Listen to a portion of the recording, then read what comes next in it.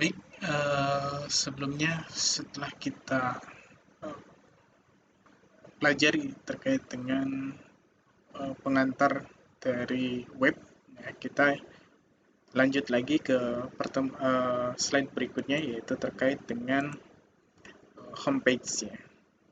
Nah, di dalam website tentunya kita perlu mengetahui terlebih dahulu apa itu homepage ya. Nah, di dalam homepage ini terdapat istilah website, kemudian ada web page dan juga homepage ya. Nah, untuk website sendiri atau situs web sendiri ini merupakan alamat URL yang berfungsi sebagai tempat untuk penyimpanan data dan informasi dengan berdasarkan topik ya tertentu ya, atau topik-topik yang dimasukkan ke dalam suatu dokumen web. Web page atau halaman web ini merupakan halaman khusus dari situs web tertentu yang tersimpan dalam bentuk file. Ya, dalam web page tersimpan berbagai informasi dan link yang menghubungkan suatu informasi ke informasi lainnya, baik itu dalam page yang sama maupun web page lainnya, ya, atau extend ya daripada website tersebut. Nah, berikutnya eh, homepage. Ya, homepage ini merupakan sarana dasar untuk menampilkan secara singkat ya, tentang apa yang menjadi isi dari keseluruhan website dari suatu organisasi atau pribadi. Ya, biasanya di dalam aplikasi web itu ada halaman homepage-nya atau sering disebut dengan beranda ya biasanya, di mana informasi yang akan terhubung dengan spesifikasinya itu akan tersimpan di dalam homepage ya.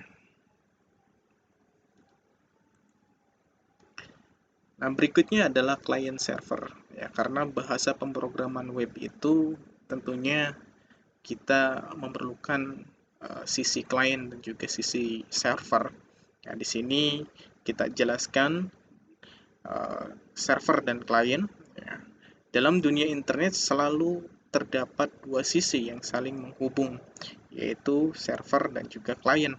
Ya, di mana server ini yang penyedia berbagai layanan termasuk web. Ya, layanan web ini ditangani oleh sebuah aplikasi bernama web server.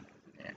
Kemudian berikutnya ada klien, ya, di mana klien ini yang bertugas untuk mengakses informasi yang disediakan oleh server.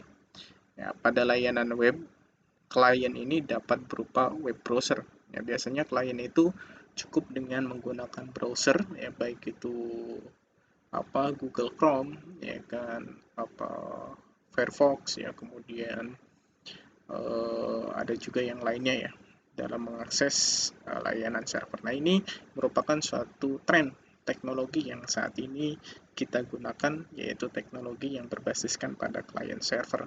Karena device-device ini akan jauh lebih lebih mempermudah ya kan dari sisi klien tanpa harus menginstall terlebih dahulu ya kan aplikasi yang dibutuhkannya untuk mentransfer informasinya dari suatu lokal biasanya kan.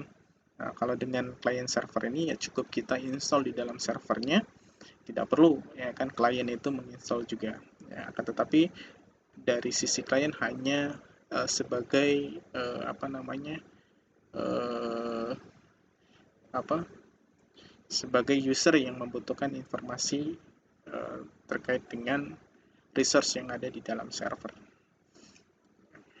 Nah, ini ilustrasi gambarnya ada di bawah sini ya. Dimana di sini klien itu kan bisa berupa perangkat komputer desktop, laptop, ya kan, atau smartphone. Kalau sekarang sudah banyak menggunakan gadget ya, smartphone, ya, yang terhubung ke internet. Ya. Kalau kita menggunakan jaringan global, yaitu harus menggunakan internet, tapi bisa juga dengan menggunakan jaringan interlokal, ya, dengan jaringan lokal, ya, juga bisa terhubung dengan server ya tanpa harus terhubung dengan internet seperti itu ya. Nah, kemudian Seperti yang tadi disebutkan bahwa klien itu hanya membutuhkan web browser. Nah, di sini browser ini berjalan pada komputer user yang merupakan tools untuk melakukan navigasi di web yang menampilkan dokumen web ya, biasanya dengan menggunakan browser. Ya, contoh ya, seperti yang tadi disebutkan ya ada Microsoft Internet Explorer ya. Ini biasanya miliknya Windows ya. Kemudian ada Netscape ya, navigation atau komunikator ya, ini multi. Kemudian Opera juga multi ya. Kemudian ada banyak lainnya ya sebenarnya ya yang untuk browser-browsernya seperti Google juga kan sekarang menggunakan Chrome ya atau Google Chrome. Firefox juga ya itu sebagai web browser. Nah, lalu berikutnya adalah web server, di mana web server ini berjalan pada dokumen server sebagai tempat penyimpanan file dokumen web sehingga dapat diakses oleh pengguna internet atau sering disebut dengan klien. Ya, contohnya untuk server sendiri atau web server ini sendiri ada Apache, ya, kemudian ada Microsoft Internet Information Server atau sering disebut dengan IIS, ya ini miliknya Windows juga. Lalu ada Tomcat, ya for Java, ini miliknya Multi, seperti Apache ya. Namun di student atau di mahasiswa biasanya banyak mengenalnya Apache ya sebagai web servernya. Bisa dengan menggunakan tools atau software pendukung ya seperti XAMPP, LAMPP ya. Itu biasanya digunakan untuk sebagai web servernya. Gitu ya. Nah, berikutnya web programming ya, atau pemrograman web ya. Web dapat dikategorikan menjadi dua, yaitu ada statis dan juga web dinamis atau interaktif. Apa itu web statis? Nah, di sini disebutkan bahwa web statis merupakan web yang menampilkan informasi-informasi yang sifatnya adalah statis, tetap ya, tidak rubah. Ya, artinya tidak rubah ini biasanya kalau kita menggunakan web statis itu tidak memiliki suatu resource yang disimpan ke dalam suatu database. Ya, akan tetapi biasanya statis ini ya yang hanya digunakan sebagai front end saja tanpa harus digunakan secara back end. Kemudian web dinamis atau interaktif ini web yang menampilkan informasi serta dapat bersifat berinteraksi dengan user yang sifatnya adalah dinamis, sehingga untuk membuat web dinamis dibutuhkan kemampuan pemrograman web. Nah, apa saja kebutuhannya itu? Ya tentunya kita sebelumnya mungkin di mata kuliah database ya kan, di mata kuliah pemrograman dasar ya kan sudah diajarkan mengenai data ya, mengenai pengolahan data, baik data yang disimpan secara sistematis atau sering disebut dengan penyimpanan di dalam DBMS, atau data yang disimpan ke dalam cache ya atau RAM atau memori internal biasanya ya. Nah, di sini juga tentunya dalam pemrograman web ini memiliki sifat adalah object oriented program, yang artinya perlu rekan ketahui bahwa pemrograman web ini merupakan lanjutan dari mata kuliah object oriented program. Ya, jadi semuanya berorientasikan terhadap objek.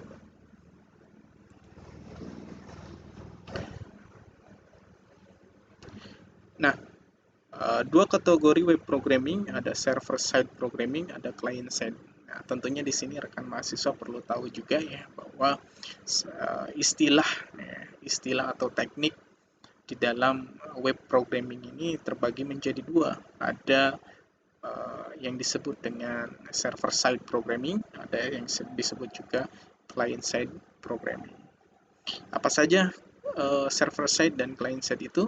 Nah, kita akan coba bahas di sini. Di mana client-side programming ini adalah client-side scripting yang merupakan salah satu jenis bahasa pemrograman web yang proses pengolahannya dilakukan di sisi klien. Ya, jadi nanti klien bisa lihat ya kan secara scriptingnya ya kan. Kemudian proses penerjemahan atau pengolahannya dilakukan oleh web browser sebagai kliennya. Di dalam web browser sudah terdapat library yang mampu menerjemahkan semua perintah di halaman web yang menggunakan client-side scripting. Jadi nanti script webnya atau scriptnya itu bisa ditampilkan di dalam browser ya, bisa ditampilkan di dalam browser, yaitu biasanya kalau kita in-text suatu halaman web itu akan muncul ya semua tampilan dari scriptingnya dari sisi kliennya. Nah, itu biasanya disebut dengan istilah server side. Nah, client side ya. Tadi istilah sebagai client side ya. Nah, client side programming library ini juga disebut web engine ya, yang memiliki setiap web browser. Namun web engine yang berbeda-beda terkadang membuat tampilan layout web sering berbeda ya di setiap browsernya.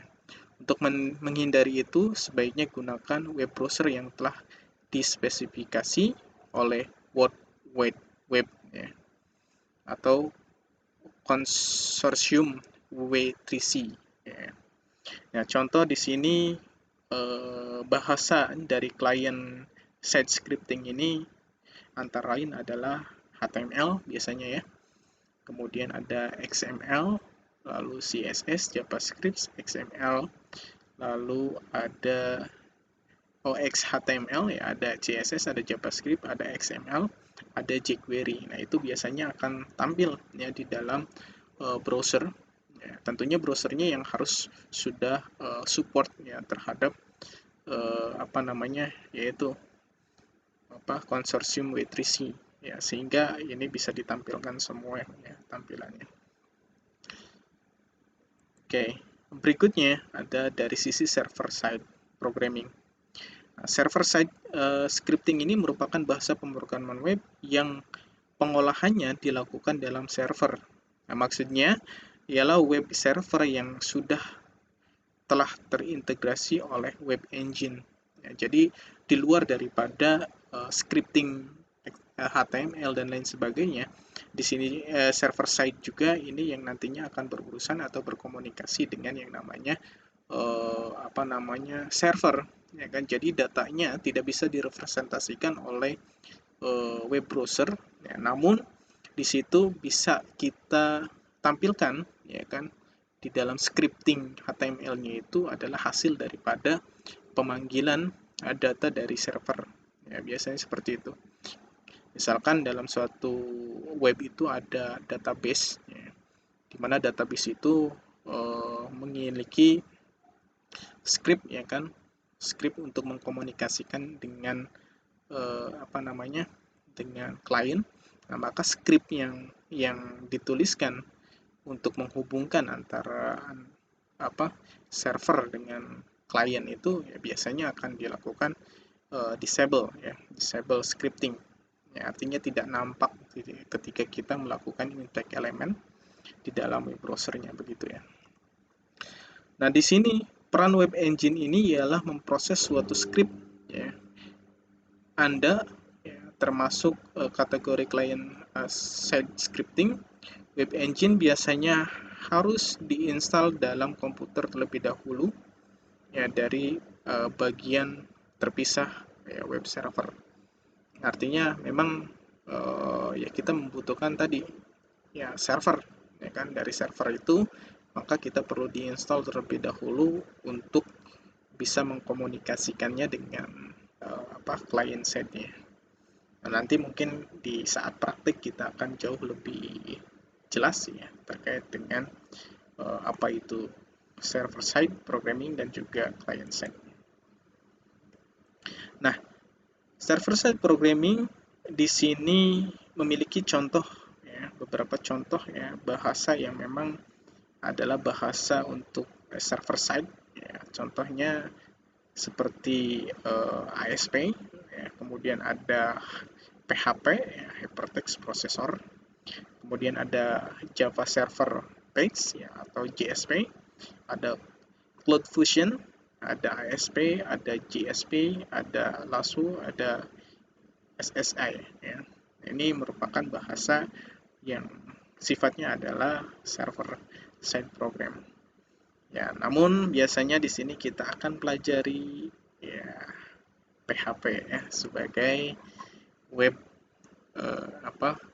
server side-nya atau bahasa untuk server side-nya.